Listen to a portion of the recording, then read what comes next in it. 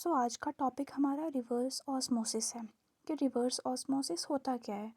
पहले तो इम्पॉर्टेंट ये है कि ऑस्मोसिस क्या होता है, हमें ये जानना है। तो ऑस्मोसिस क्या होता है?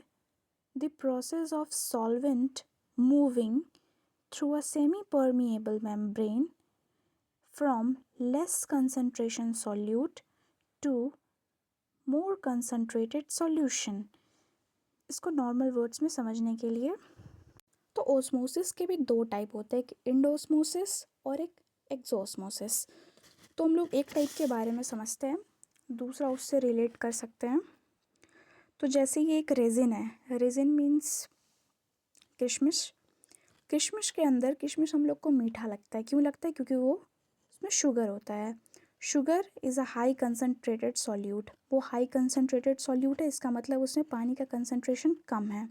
ठीक, तो हम लोग क्या करते हैं कि रेजिन्स को पानी में डाल देते हैं। अगर हम लोग किशमिश को पानी में डालेंगे, ये एक्सपेरिमेंट हम लोग घर में भी कर सकते हैं।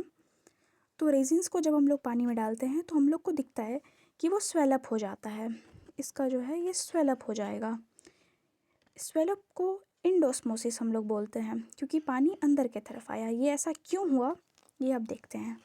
ये हाई कंसंट्रेशन है और ये लेस कंसंट्रेशन है। Now come to the definition. The process of solvent, solvent means पानी, जो यहाँ पर था, पानी का मूव करना through a semi permeable membrane.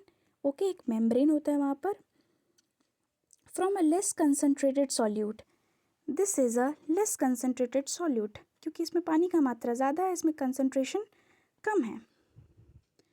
Means इसमें शुगर का कंसनट्रेशन कम है और इसमें शुगर का कंसनट्रेशन ज़्यादा है। From the less concentrated solute to high means more concentrated solution. Okay, तो ये हाई कंसनट्रेशन के पास चला जाता है, तो इसमें जाने के बाद ये स्वेलअप हो जाता है हमारा रेजिन्स, and this is only known as osmosis. Now come to the main topic, reverse osmosis क्या होता है। ये मैंने एक जार लिया हुआ है। ओके, ये सेमी परमिएबल मेम्ब्रेन है जो कि सॉल्यूशन को और एक प्योर सॉल्वेंट मतलब पानी को एक दूसरे से सेपरेट कर रहा है। ओके, ये सेमी परमिएबल मेम्ब्रेन, ये सेलुलोज का भी बना होता है एट्सेट्रा, और भी बहुत सारी चीज़ों का बना होता है ये। तो होता क्या है इसमें, नॉर्मल प्रोसेस में क्या होता है, जब सॉल्यूशन है ये, मतलब इसमें सॉल्यूट का कंसंट्रेशन ज़्यादा है, इसका मतलब यहाँ पे हाई कंसंट्रेशन ऑफ सॉल्यूट है। ओके, और यहाँ पे लो कंसंट्रेशन ऑफ सॉल्यूट है, तो क्या होगा, लो से हायर के तरफ जाएगा नॉर्मली। ओके, यही होता है। और जब दोनों आइसोटोनिक हो जाएगा, दोनों का इक्विलिब्रियम सेम हो जाएगा, तब ऑस्मोसिस रुक जाएगा। लेकिन रिवर्स ऑस्मोसिस में क्या होता है कि हम लोग एक एक्सटर्नल फोर्स अप्लाइड करते हैं। क्या करते हैं, एक एक्सटर्नल फोर्स अप्लाइड करते हैं। ओके, यहाँ पर तो जैसे यहाँ पे एक एक्सटर्नल फोर्स अप्लाइड होगा, तो खुद इमेजिन करो कि यहाँ पे एक प्रेशर जनरेट होगा और ये नीचे नीचे नीचे नीचे नीचे प्रेशर गया।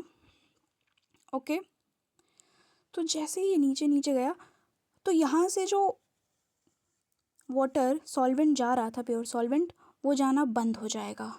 ओके, अब ये स्टॉप हो जाएगा।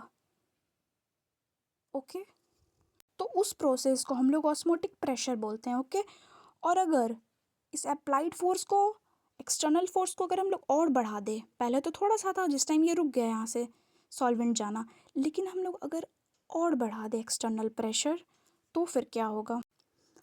तो देखो, सेमी परमिएबल का काम क्या होता है कि ये ओनली प्योर वाटर को ही जाने देता है। कि किसको जाने देता है, ओनली प्योर वाटर सॉल्वेंट को ही। तो यहाँ पे दिख रहा होगा कि सॉल्वेंट भी है और सॉल्यूट भी है। ओके, तो जब हम लोग प्रेशर अप्लाइड करेंगे तो यहाँ पे जितना भी सॉल्वेंट होगा सब इस तरफ जाने लगेगा, and that is known as reverse osmosis. Now come to the definition. The process of movement of solvent through a semi-permeable membrane from the solution to the pure solvent by applying what, external pressure on the solution side। अगर हम लोग इस तरफ applied करेंगे तो क्या होगा, पानी इस तरफ जाने लगेगा, ओनली सॉल्वेंट। अगर डेली लाइफ में इसका एग्जांपल देखना है तो जिस लाइक आरओ फिल्टर, हम लोग जो पानी पीते हैं जिस है उसका नाम है आरओ। ओके, तो आरओ में ये process reverse osmosis we can C